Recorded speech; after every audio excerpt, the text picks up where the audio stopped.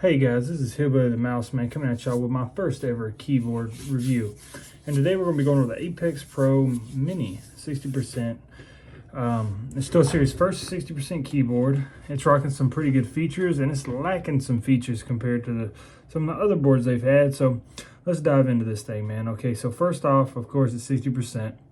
It's rocking the OmniPoint switches, which these I believe they're the Omni 2s, so they go down to 0.2, and I think the ones on the Apex Pro went down to 0.4, so double as fast, but you're really not going to be able to notice that with the human eye.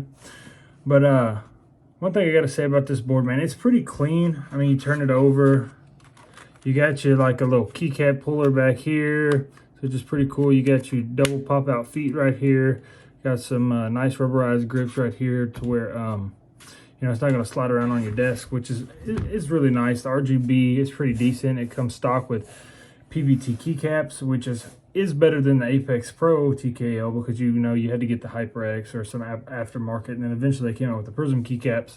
So the keycaps and everything feel good. And then you got all your functions down here on your keycaps. So you kind of, you know, don't forget where the buttons are or what does what.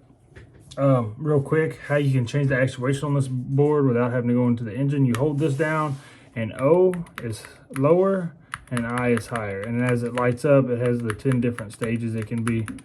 And you go down and up from there. So that's pretty nice.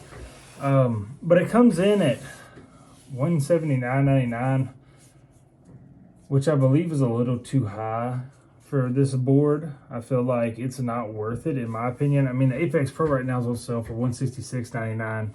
Unless you got to have a 60% keyboard, you're not going to really tell the difference. You get an OLED screen. I mean, it's pretty fantastic. And then, of course, you have the wireless version of this. I don't know who would want a wireless keyboard. I'm not a wireless keyboard guy. Love wireless mice.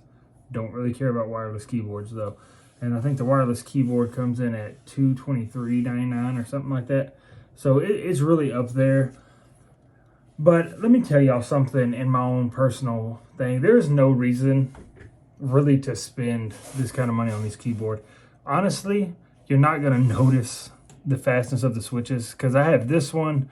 I have my main right here that I use, which is the Huntsman V2. It's pretty nice. I have a Corsair keyboard with speed silvers in it.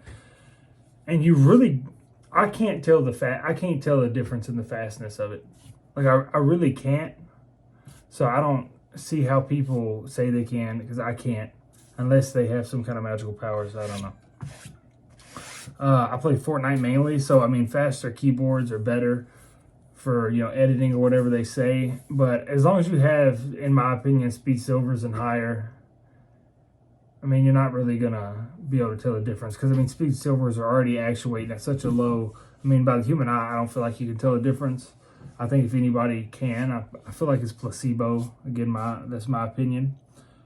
So don't hate me or flame me in the comments for it. So I think SteelSeries is reaching really high with this board. I feel like with the Apex TKL being $10, $20 cheaper, you got the Huntsman Mini for 60%, and I think you can find the linear version now on Amazon on sale all the time for like $90.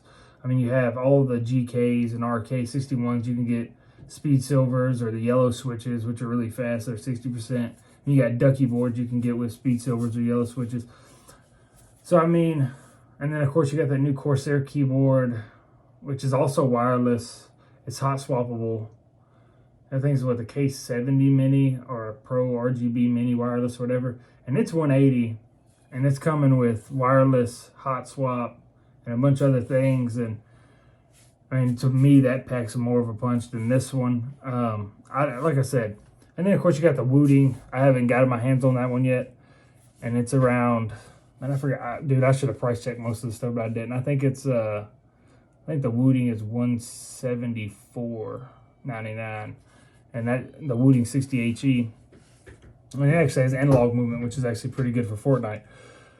So any other game, I don't recommend the Apex. I mean, I really don't recommend the Huntsman for like Valorant or anything like that, because I really don't feel like, as long as it's a mechanical keyboard with the decent mechanical switches and built decent, I mean, red, silver, I mean, they're all going to work good for any other game.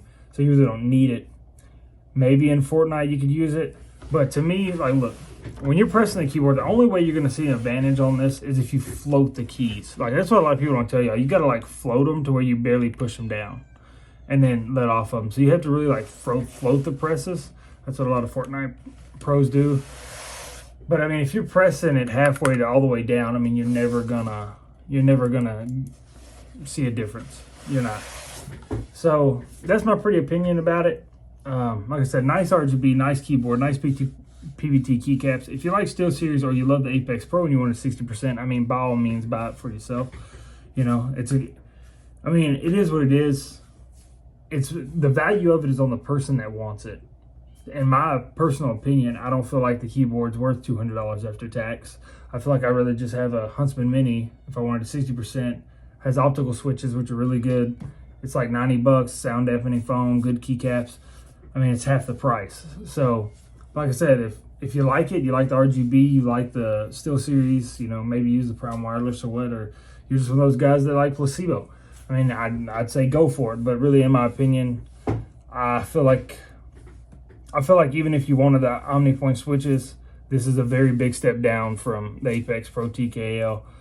No OLED screen. I mean, the keyboard, to me, the Apex Pro and the Apex Pro TKL was just built a lot stiffer. Like, you're not really going to bend those boards. And as you can see, I mean, you can bend this board. So, and you can't really do that with the Apex Pro. That's not a lot of force. I mean, you don't see no veins really. I mean, that's just moving. So, I mean, it's solid, but I just feel like the Apex Pro was a better deal. You had your OLED screen. I mean, pass through.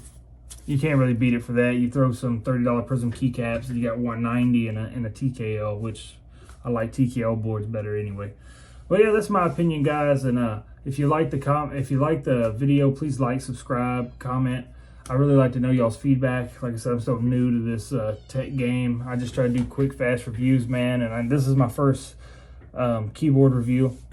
But like I said, man, if you like it, you like it. If you don't, you don't. To me, keyboards aren't as big and important as mouses are.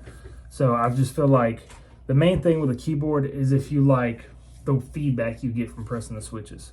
Make it mechanical, RGB, no RGB on your preference. As long as you like the feedback and the feel of the switches, that's going to be a good keyboard for you. And remember, man, I love you, and God loves you more, man. Peace.